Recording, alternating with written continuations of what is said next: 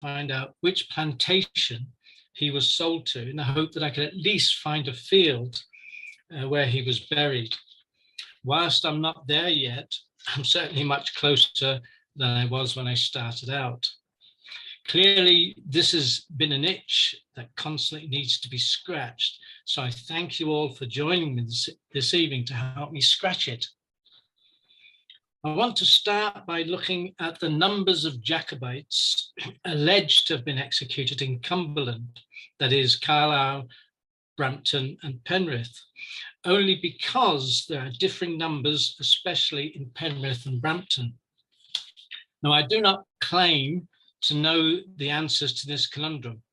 All I want to do tonight is to present my findings and allow you to make up your own decision as to the truth or falseness of the figures that we are given since 1746 through various avenues. So for me, my starting point is the list from James Ray, who was from Whitehaven on the west coast of Cumberland. He was an English historian. Most notable work is his chronicle of the Jacobite rebellion of 1745, a complete history, right up to its suppression at the glorious revolution of Culloden. I'm not quite sure what is glorious about Culloden, but this was his title. He published it in 1749.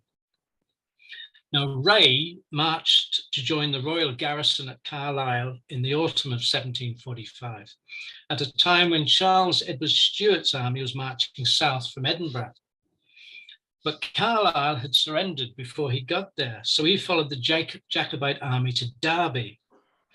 The information he gleaned from his expedition was reported to the Duke of Cumberland, whose forces he met at Stafford on the 5th of January, 1746.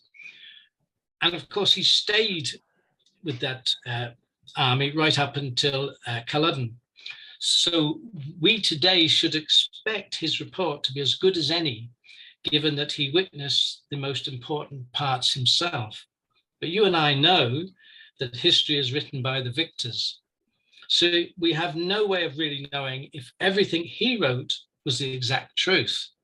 We have to work from this premise and hope that he was a good historian. The sad fact is that if he wasn't, a lot of people who have followed to write articles and books after him have included his work as being the truth. For example, in his book on page 427 and 428, he states that 37 Jacobites were executed in Cumberland. Yet only 31 names are generally spoken of in many modern day books. Maybe I've got it wrong. I'd like us to see. So,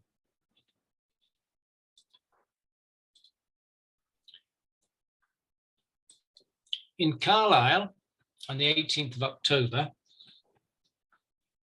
this is what Ray has in his book.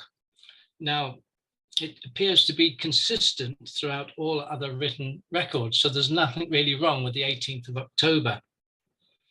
The S's, these are Scottish, the others unmarked are English, of course.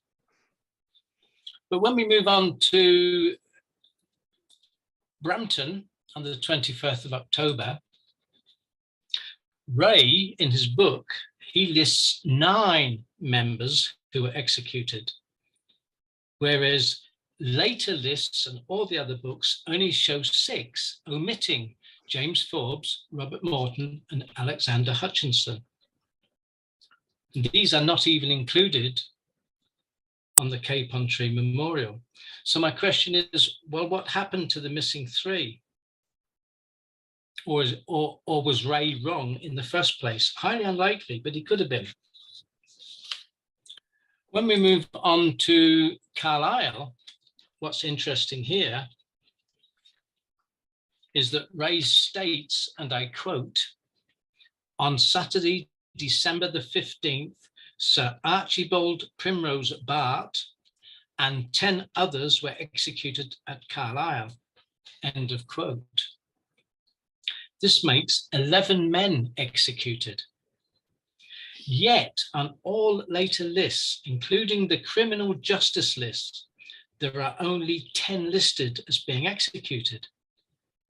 The missing name appears to be Molyneux or Michael Eaton, who, by the way, is actually listed as being executed on the 15th of November in the Master Roll of Prince Charles's army, and yet he's missed off a lot of lists. So unless he was executed somewhere else on this date, and the others were executed in Carlisle, but why his name does not appear in later lists, I have never elicited any reason. In terms of the 15th or the 16th, it's interesting that there are two dates given, the 15th and the 16th. For example, Ray states in his book on page 427, the bottom two lines, and I quote, "On Saturday, December the 15th, Sir Archibald, etc., were executed at Carlisle." Whereas in the no quarter given Master Rolls book, it gives the 15th of November. Now, the other one is 15th of December. Now, in the History of Penrith by J. Walker, who wrote his book in 1857, he states, and I quote, "On the 16th of November, which was the anniversary of the entrance of the Prince's army into the city," that's Carlisle, that is, "these were the executions." So clearly already we've got confusion, misinformation, and contradictory statements which are rife surrounding this period of history. Perhaps this is how it will always remain.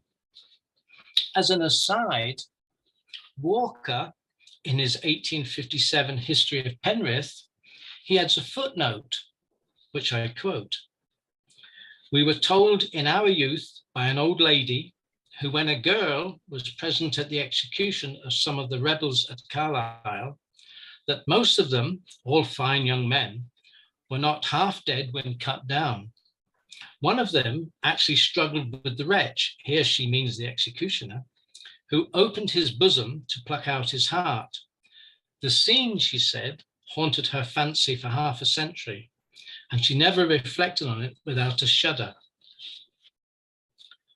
It's interesting when you compare Walker's book with Ray's book, it's clear that Walker did not take Ray's names in his book.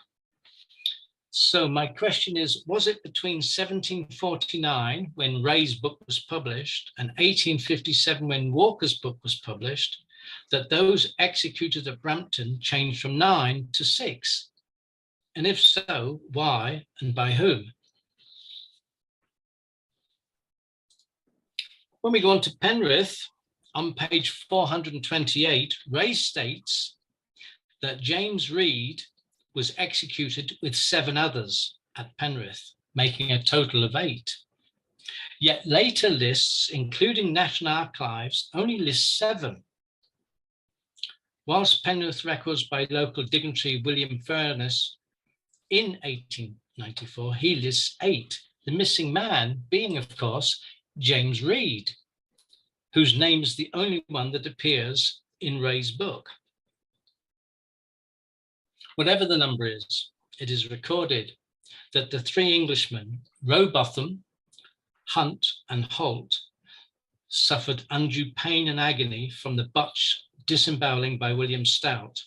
He was the ad hoc executioner, just as several others did at Carlisle and Brampton.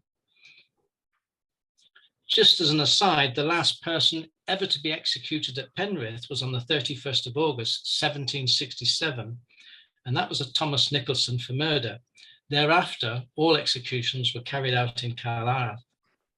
Now, you'd think that the confusion would end there, but sadly not, because in no quarter given in the rolls, Carlisle 28th of the 846, we have 2 executions, Walter Ogilvie on page 68 and Captain Donald MacDonald, the nephew of Kepop, on page 226.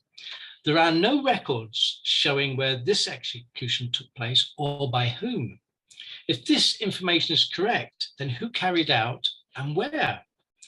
It certainly wasn't William Stout who executed all the other Jacobites at Carlisle, Brampton and Penrith, and it's highly unlikely to have been the king's executioner, Walter Millick, who is recorded as not being available for the task. He didn't do anything in 1746, he just disappeared off the scene. As an aside, he was called Walter Millick because he came from the village of Walter Millick, which was between Penrith and Keswick. This was a close-knit farming community, and only those in the village knew his name or identity. Outsiders always saw him in a mask when carrying out his royal duties. So my search intensified for locating the Carlisle burials when I wrote 2 articles for the Northumbrian Jacobite Society's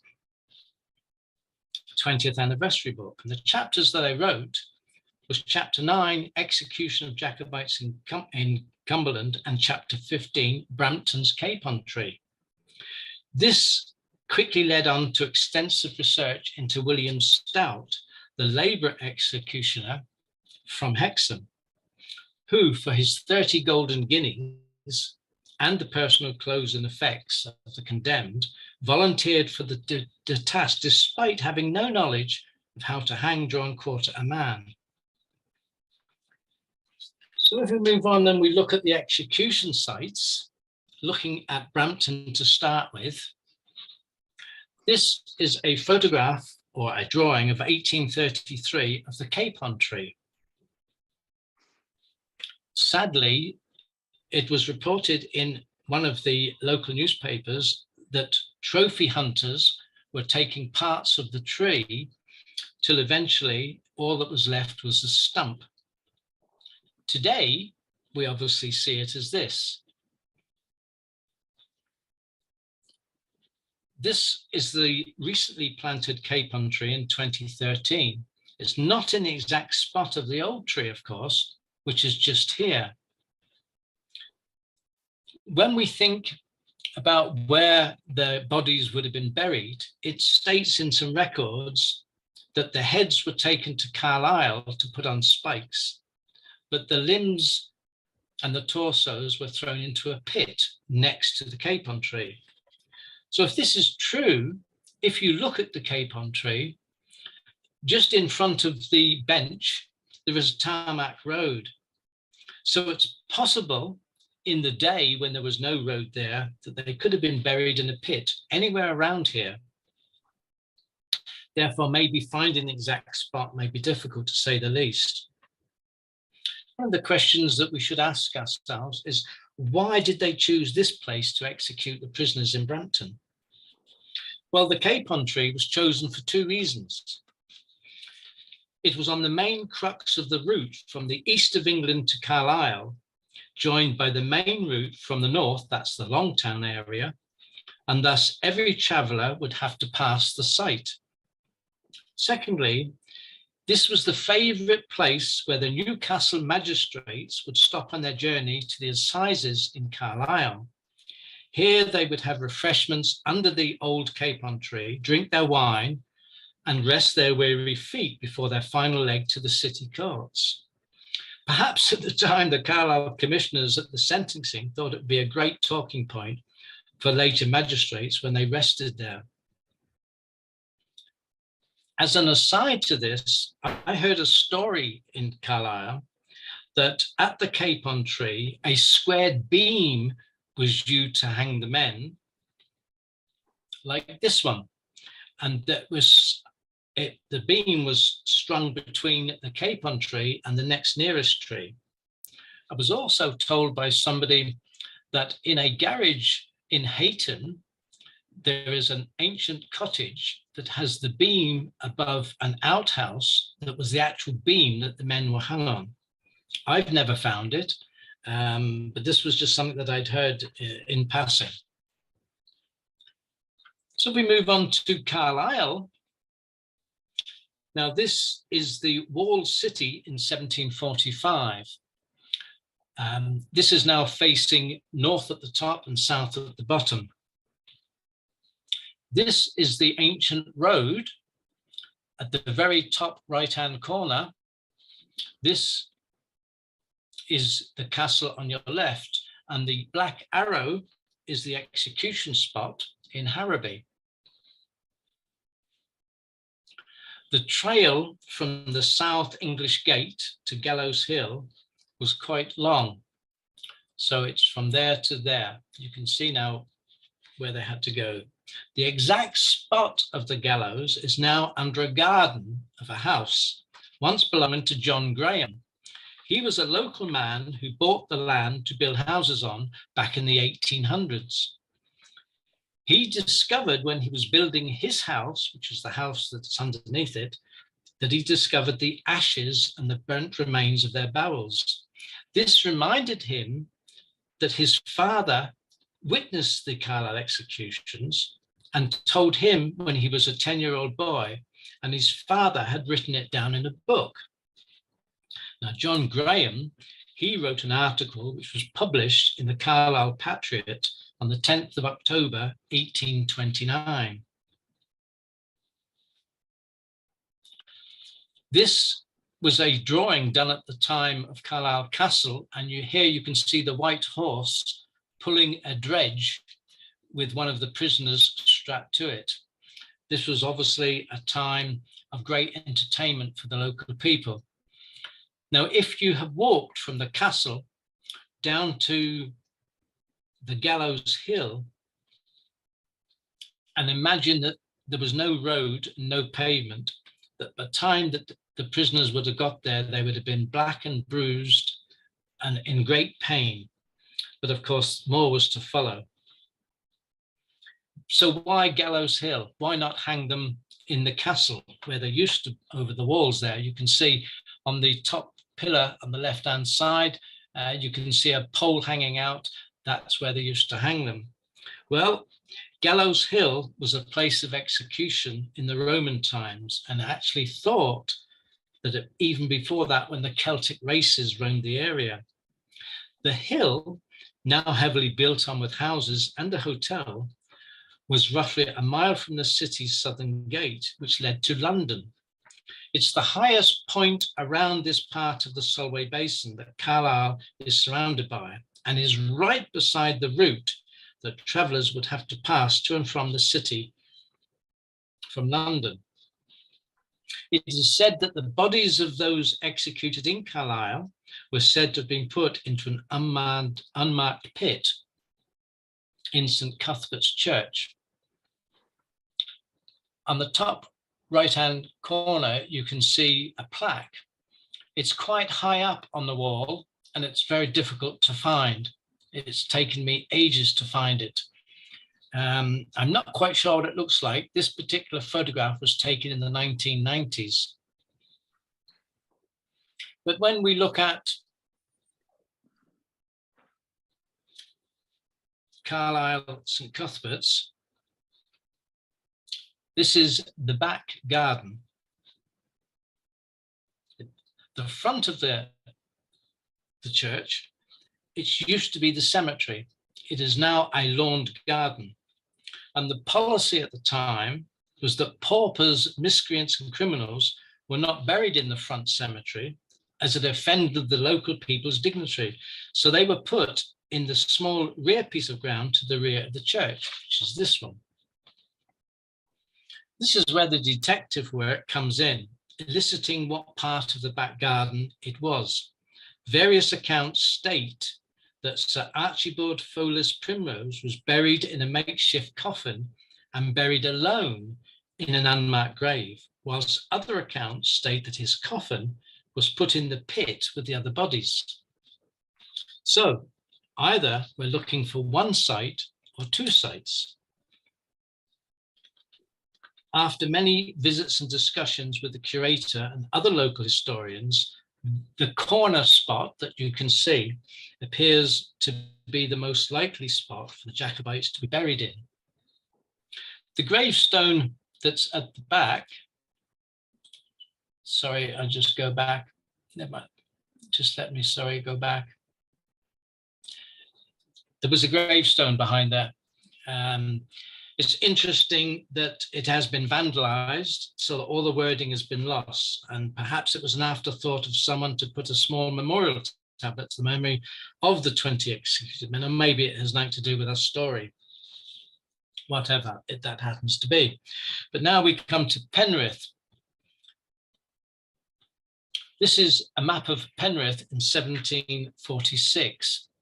You can see, if my pointer, can you see my pointer moving? This is Penrith town.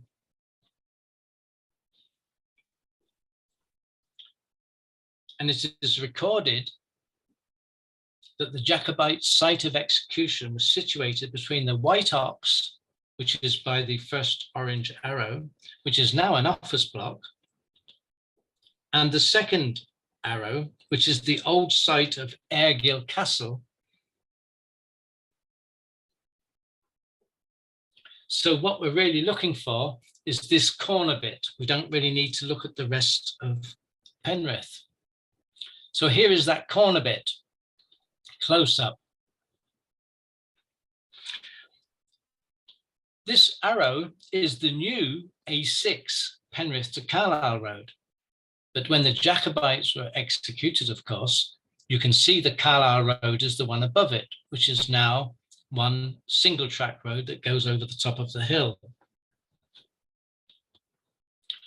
The X actually is the White Ox, the old White Ox pub. The orange arrow indicates the highest part between the White Ox and Airgill Castle. So this has to be the execution site. You see where the road bends, where it says to Great Selkeld, there is like an arrow. That is the start of the new road that goes across Beacon Hill. When they built the Beacon Hill road, they knocked down most of, dug up most of where the arrow is, which meant that any part of the gibbet, if you like, was totally destroyed. Unfortunately, this is the new road that goes across. And of course, where the blue arrow is, this is full of houses. And the houses actually go along the orange arrow. And below that, in the corner, that is now a children's playing field. The exact spot where the orange and the yellow meet is a bungalow, a large bungalow. And if we are to go by where the execution site is by the books in Penrith, it's underneath their back garden. So, our final question has to be, why not execute all the prisoners in Carlisle?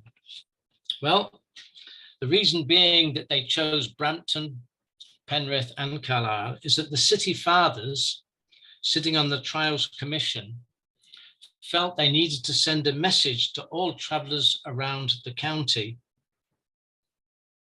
And they chose Carlisle and Penrith for no other reason than they were the places holding the biggest markets, both meat and goods, and as such would attract more travellers to and from who would see the sights. Now I have dyspraxia, which means that my left-hand side of the brain doesn't work in sync with my right-hand side. So sometimes I use my logic or maybe illogical thought processes to work things out.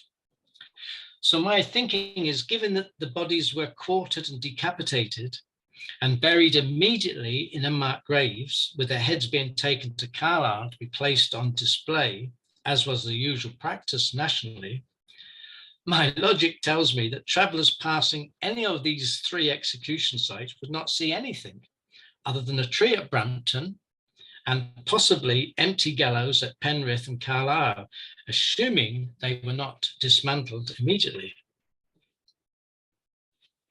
This really brings me to the most important part of my talk, which is what has been done recently to try and establish the exact burial places at Brampton, Carlisle and Penrith.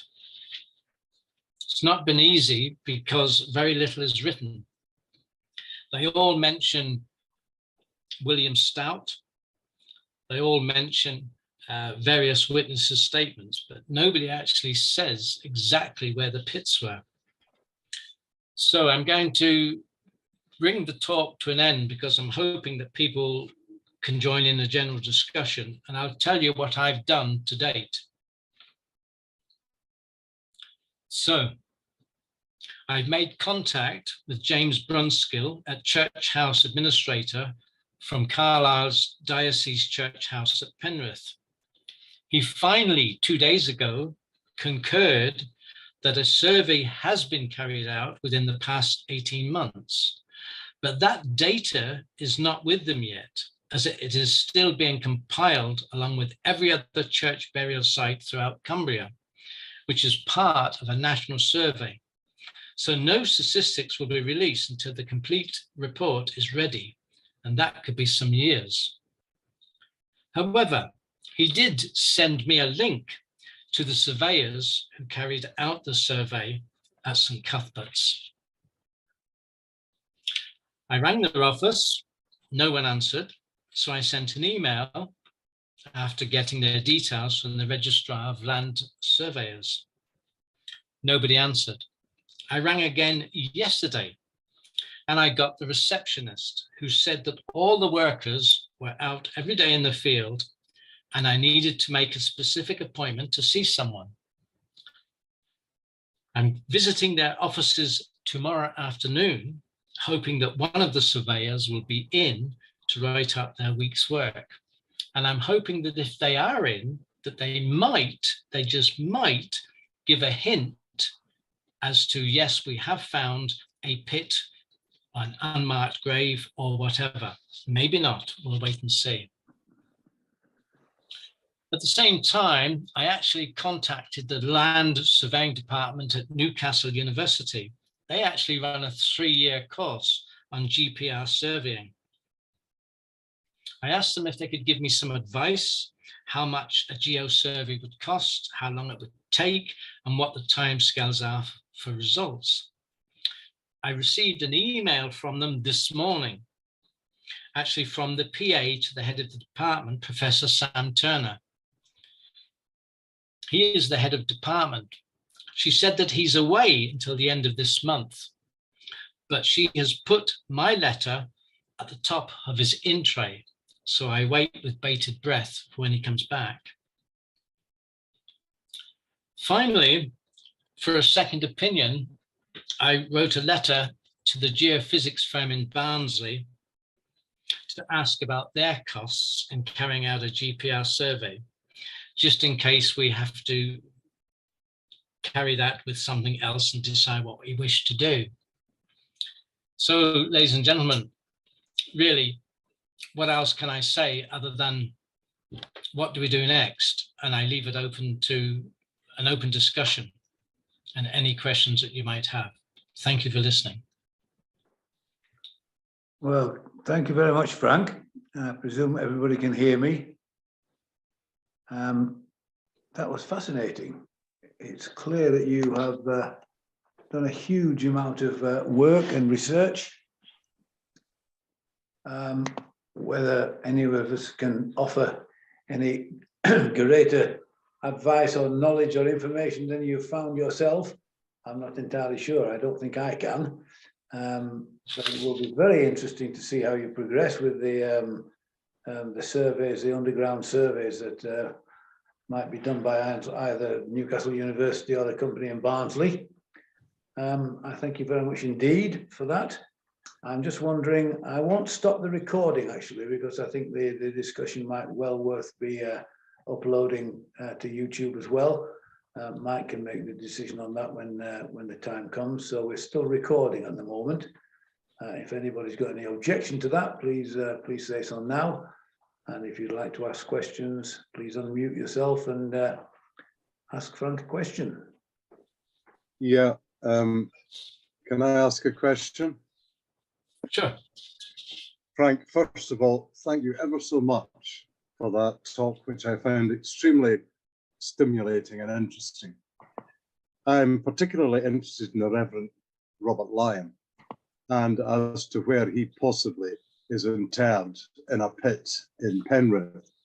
I should point out that you mentioned Thomas Coppock, but you don't have Reverend in front of him. He was actually the chaplain to the Manchester Regiment. You probably know that. Yes, sure. But I would be really interested to see where Robert Lyon is actually interred, because if we can find these things out, I think at some point the 45 Association might be quite happy to erect a couple of plaques down there in Cumbria at these sites. Superb talk. Thank you ever so much. You've done an awful lot of work in this on a very difficult subject. For sure. I mean, I have two books here, which were both based on Penrith, and they both concur that after the executions at Penrith, the torsos and limbs were put in the same pit together and that the heads were taken to Carlisle. So I think they're all agreeing that the pits, according to the Penrith and the Brampton, is that it's close by. So in Brampton, it was next to the capon tree, but that doesn't mean whether it's left, right, or anywhere around. And at Brampton, it's possible, might not be, I might be wrong, but when they built the Beacon Hill Road, they actually dug up that area to put in the road works, if you like, and it's possible, slightly possible, that it might be under the tarmac. I don't think so. I've been there several times to look at the playing field. I've walked up to the back garden in the corner, and I've got a feeling that it's in their back garden, because they said it was on the highest point, so that anybody coming north or south or from Great Selkirk would see it and could not miss it. This was the whole point. And there were no roads in 1745, they were tracks. And I think that the roads may have been built more out from the hedges of where the gallows used to be. So I'm holding on to the fact that it's somewhere in that corner hedge where that bungalow is. I haven't yet been to knock on their door, and I haven't yet told them what they might have in their garden, but I'm going to have to, in the pursuance of my research. I'm going to have to try and see what they say if I suggest that we might do a geo survey at some stage. That's the reason that I wrote to Newcastle.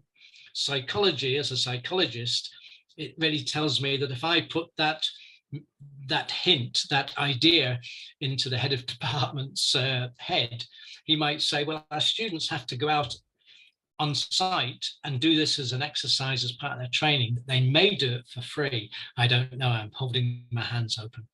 Yeah. Well, I wish you all the best. Thank you, Lindsay. I think Mike Nevin had his hand raised. Yes, I've been in communication with Frank, and also was at the site at St Cuthbert's where we think the Jacobites may be buried. Now, the sources you cited, Frank, are secondary sources. I think there are two questions. One is who was executed, when and where. That's the first question. The second question is where are they buried? I had thought there must be primary sources to tell us who was executed, and those would be state sources. As to where they were buried, one would have thought that church sources would give us indication. Now, I sent to Frank a list of the people this is mainly from the muster roll, but the muster roll itself relied obviously on primary sources. But those executed on Saturday, October the 18th, 1746, were Major James Brand, who was a watchmaker from Edinburgh, the Hussars, Francis Buchanan of Callender, Hugh Cameron, captain in Cameron of O'Heill's regiment, Reverend Thomas Copper, chaplain of Manchester Regiment, as Emsley has mentioned, John Henderson of Castle Mains, Donald MacDonald of Ciandrish, who was the major in MacDonald of Keppoch's regiment. He was the one captured at Falkirk. In fact, he was involved in the Rose Castle affair when he gave a white rose to protect the baby, but he made the mistake of trying to hijack one of the officers' horses at Falkirk. He then ran off back to its regiment, and he was captured. Donald MacDonald of Kinloch Moydart, who's an aide de camp of the MacDonalds of Canranald, and John McNaughton, quartermaster of Perthshire Horse. So those are the ones executed on Saturday, October the 18th. On Saturday, November the 15th, it's given as November in the master roll, not December, Molyneux Eaton, also known as Michael Eaton, who you mentioned, Frank, Charles Gordon of Turpessy, of Gordon of Glenbucket's regiment, Thomas Hayes of the Manchester Regiment, Patrick Kerr of Strathallan's Perthshire Horse, Barnabas Matthew of the Manchester Regiment, James Mitchell of Lord Lewis Gordon's regiment, Patrick Murray, a goldsmith of Stirling, who was the secretary attached to the Athol Brigade, Sir Archibald Primrose of Dunipace of the Hussars, Robert Reed, a piper of Ogilvy Perthshire Regiment. An alternative source gives him as being executed in York on November 15th. Alexander Stevenson of Edinburgh, John Wallace Miller of Linlithgow, and possibly also James Thompson of Fingas. Now, if we could identify who was executed and where they're buried, I'd very much be in favour of putting a plaque to their memory at the appropriate place. But I wonder whether by going to Ray, which is a secondary source, and the 18th and the 19th century source, and even our own muster roll, really, if Christopher was still with us, what he'd be doing is going back to the primary sources. He'd be going back to court records, to state records of who was executed, and also to church records. So I wonder whether those are the sources that someone.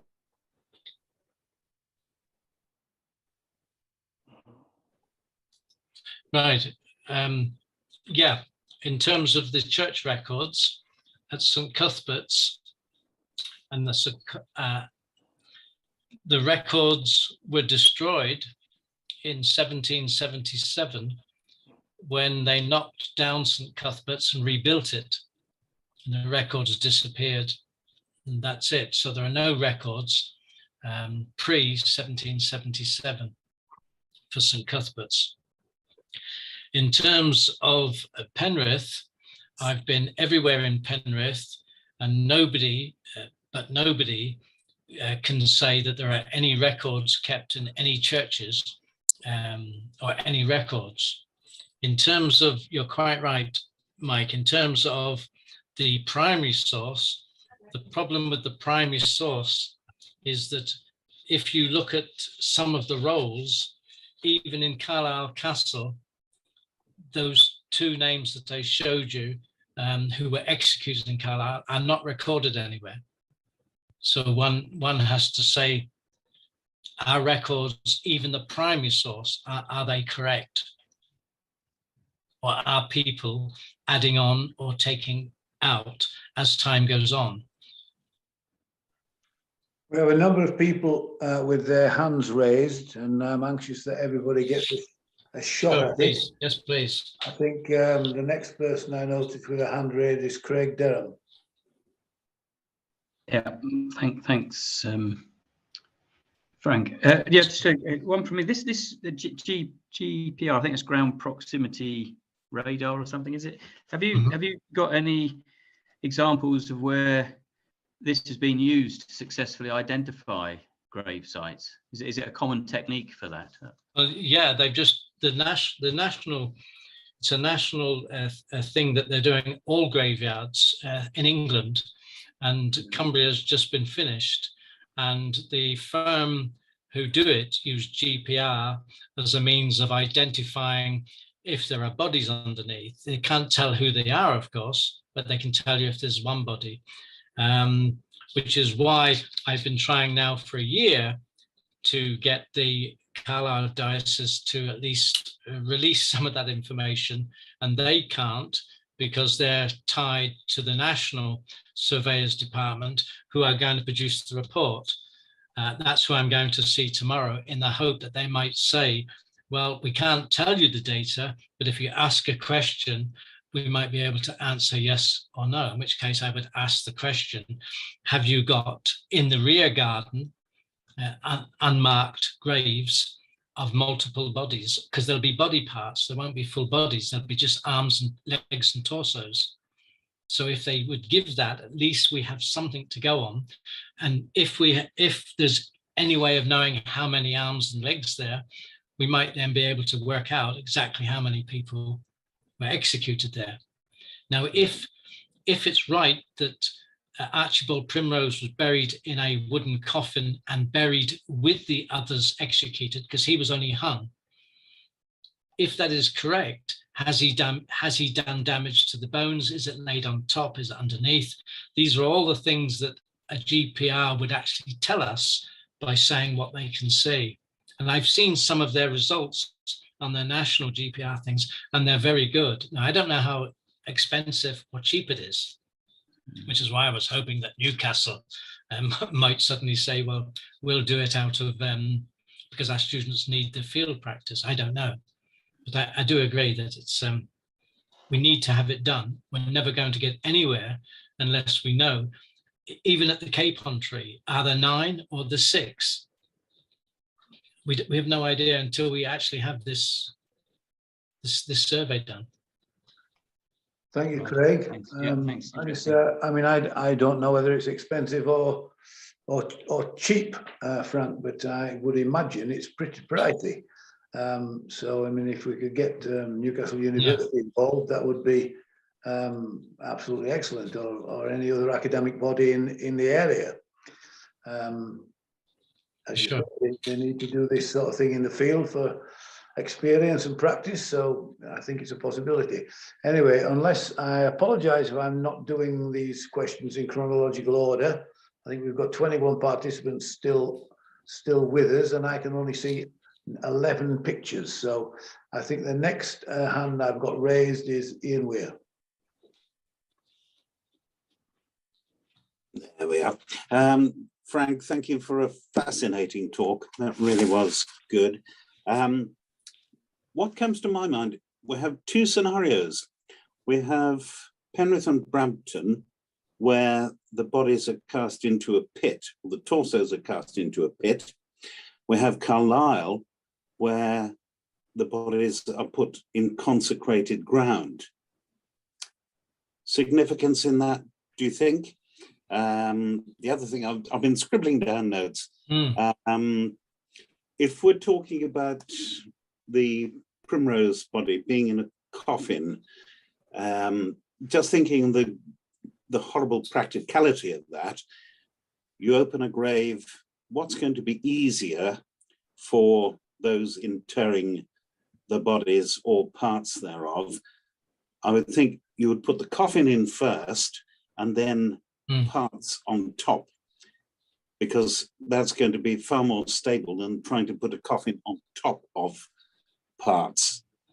So that might help your survey.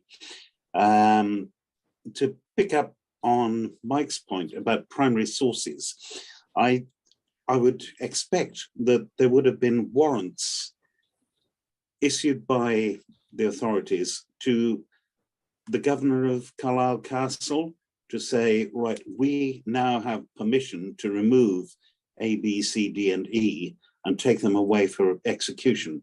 So that would be a written source. Where that written source is, if it survives, is the big question, I think. But as I say, what really leaps out at me is, why should some be in consecrated ground and some just in a burial pit that we assume was not consecrated? Any thoughts on that? Please? Yeah, actually, the rear garden to the St Cuthbert's actually was not part of the normal cemetery, was not consecrated. When I asked Irene if there were any records of when it was consecrated, when it was turned into a cemetery, I was there 2 days ago, and in the middle of the grass to the rear of the church is a huge big monument to lots of other names And when I inquired where did it come from, apparently these were the ashes of people who were buried in the back garden once the front garden was stopped being used as a cemetery. So it's possible, I don't know, it's possible that in 1745 it was not consecrated, in which case it was just a garden. Now, all the gravestones that are against the wall in that back part come from the front cemetery. And the only one that's vandalized is the one underneath the bush, right next to the corner. And it's not whether it's been literally chiseled out. Somebody has destroyed whatever was on it. If you look to the right of that, you'll see all along the wall to the gate leading into that, there's lots more stones from the front. So why this one's on its own, why it's under a bush, why it's been defaced, I have no idea. And Irene has no idea. And she said that in 1777, when they rebuilt the church, records were just lost, destroyed, or we have no idea. Okay. Can I just make a quick point there? The business of people being buried in unconsecrated grounds. The fact that these men were tried for treason would probably mean that they would just be dumped anywhere, and that they wouldn't care whether they were put in consecrated ground, because they were regarded as pariahs really in society, in the same way as a suicide victim would not have been buried in consecrated ground. So there may be that aspect to it as well. I suspect that the judiciary wouldn't be too concerned about the finer points of spirituality as regards the deceased in this sense. It's just their reason is just dumb anyway. I'd be wrong in saying that, but given the fact that suicide victims suicide people would not be buried in consecrated property, there's maybe an argument there as well. No, I think you're right, because obviously at Brampton, that's unconsecrated ground beside the Capon tree, and Penrith is. It was just by the roadside. Yeah. Why Carlisle was different, I have no idea. Maybe it's, I don't know why they didn't bury them on Gallows Hill, where the bowels and the ashes were. I have no idea what their thinking was, because there's nothing written down about it. Okay, thank you, Emsley. Richard Knight. Thank you. Sources, people have mentioned primary sources. For the last 10 years since I retired, I've been working with a small group of volunteers at the National Archives, describing and cataloguing the state papers. We started with George II, SP 36. These records, about 50% of them, are concerning the judicial process by which the Jacobite rebellion was dealt. They're meticulous, they're very accurate, and I'm quite surprised that there's any dispute as to the number of people, the identity of the people who were executed.